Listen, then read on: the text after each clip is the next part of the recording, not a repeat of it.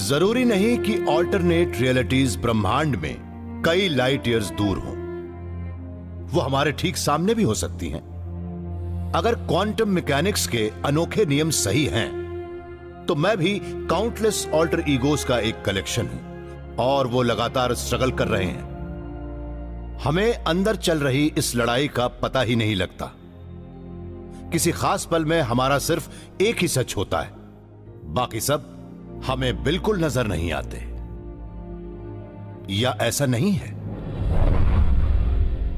Physicist Frank टिपलर मानते हैं कि क्वांटम मैकेनिक्स की यह बात सही है कि हमारे काउंटलेस वर्जन्स पैरेलल यूनिवर्सेस में मौजूद हैं।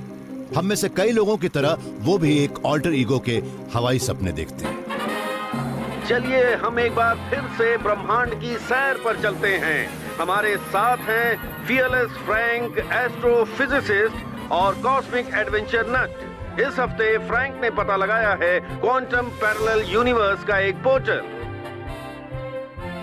फ्रैंक टिपलर मानते हैं कि हमारा ब्रह्मांड भी इस कार्टून जैसा ही है, जिसे हम सच मान लेते हैं। सामने से देखने पर कार्टून एक सिंगल ऑब्जेक्ट नजर आता है, मगर वो भी सेल से बना है। हम एक ट्रांसपेरेंसी का इस्तेमाल एक यूनिवर्स को रिप्रेजेंट करने के लिए कर सकते हैं, मगर सच तो ये है कि एक दूसरे पर जाने कितने ब्रह्मांड सुपर इम्पोज्ड हैं। एक नजर न आने वाली चीज एक ही वक्त पर कई जगहों पर हो सकती है। फ्रैंक के मुताबिक उनमें से हर एक अपने पैरेलल यूनिवर्स में सच बन जाती है।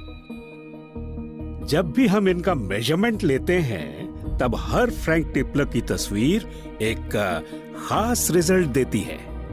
एक ब्रह्मांड में कोई चीज हमारे नजरिए से सिर्फ एक ही जगह पर दिख सकती है, और ऐसा लगता है कि हमारे इस ऑब्जर्वेशन की वजह से बाकी सारी पॉसिबिलिटीज खत्म हो जाती हैं। मगर जो दिखता है वो धोखा भी तो हो सकता है। हमें पॉसिबिलिटीज को सिर्फ पॉसिबिलिटीज की तरह नहीं देखना चाहिए। बाकी सच्चाइयां सिर्फ इसलिए नहीं खत्म हो जाती कि मैंने एक को अपने हाथ में पकड़ लिया है। वो यही है, उनका वजूद है। अगर हम एक बार में सारे ब्रह्मांडों को देख सकें, तो फ्रैंक टिपलर के अनगिनत रूपों का एक ही वक्त पर एक ही मेजरमेंट लेंगे। हर फ्रैंक उस चीज को थोड़ी अलग जगह पर देखेगा। ये छोटी छोटी बातें वक्त के साथ एम्पलीफाई होती हैं, जिससे पैरेलल वर्ल्ड्स में अलग अलग नतीजे होते हैं।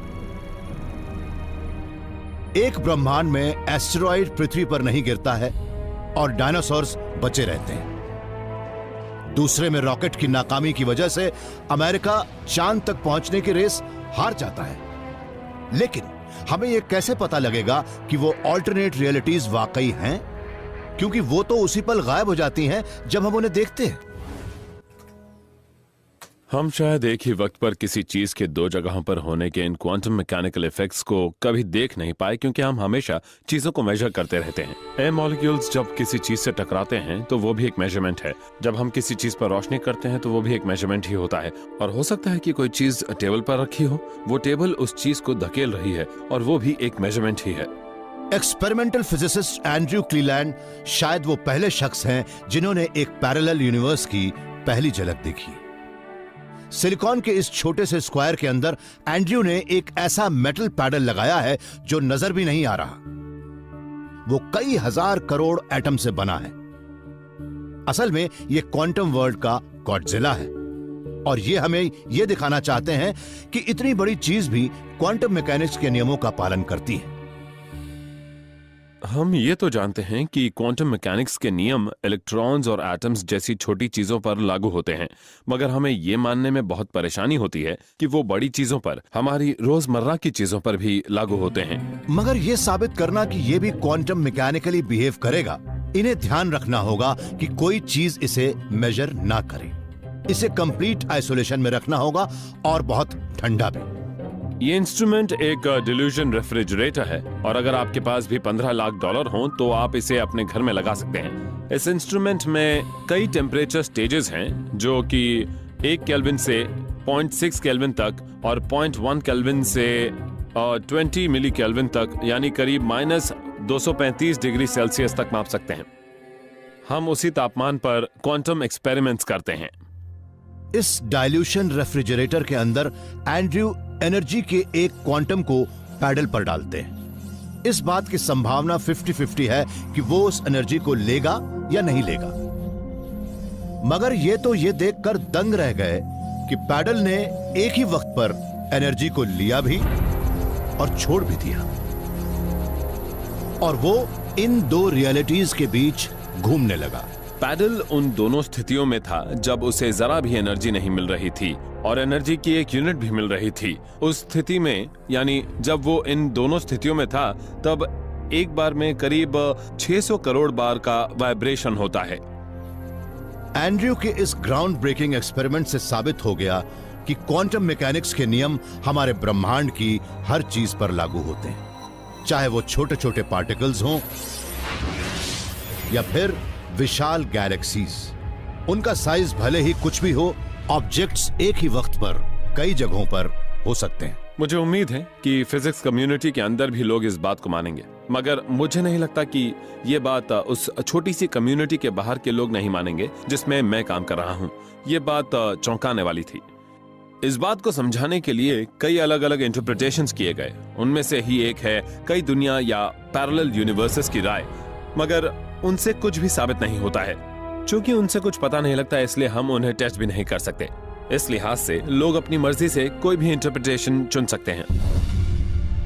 अगर क्वांटम पैरेलल यूनिवर्सेस वाकई हैं, तो एंड्रयू का एक्सपेरिमेंट उसके राज जानने की ओर पहला कदम होगा।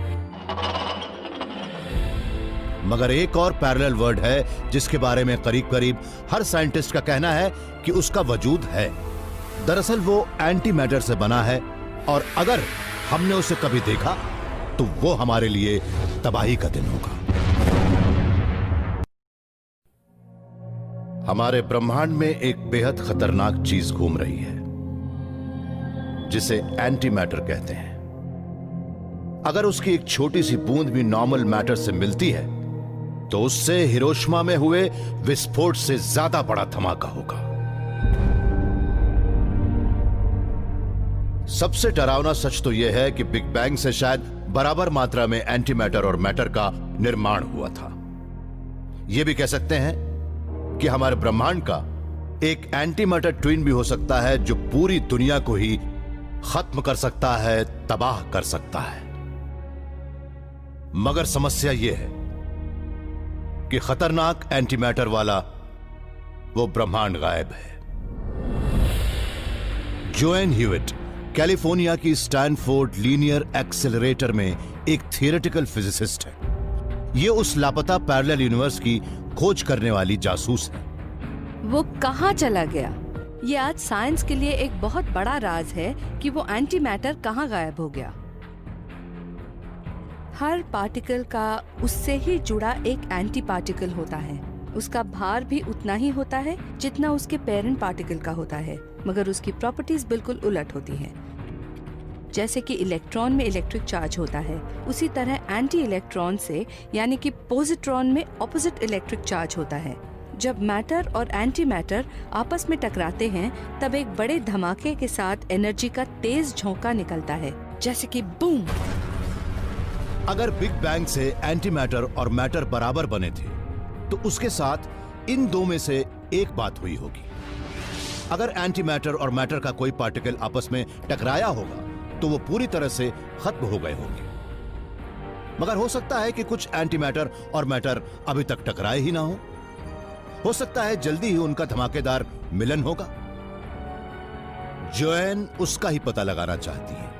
उन्होंने स्टैनफोर्ड के 3 किलोमीटर लंबे पार्टिकल एक्सेलरेटर को अपना हथियार बनाया है, जिससे वो बिग बैंग के मिनिएचर वर्जन्स को रिक्रिएट करना चाहती है।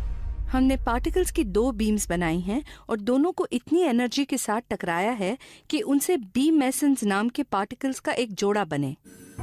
बी फैक्टरिंग नाम के इस एक्सपेरिमेंट के अंदर जोएन और उनकी साइंटिस्ट्स की टीम ने बी मेसॉन्स का एक झोंका देखा, जिसके साथ उनके एंटी मैटर ट्विन्स भी थे, जिन्हें एंटी बीज कहते हैं। ये उन एक जैसे मगर एक दूसरे के ऑपोजिट पार्टिकल्स के बीच मामूली से मामूली फर्क ढूंढने लगे।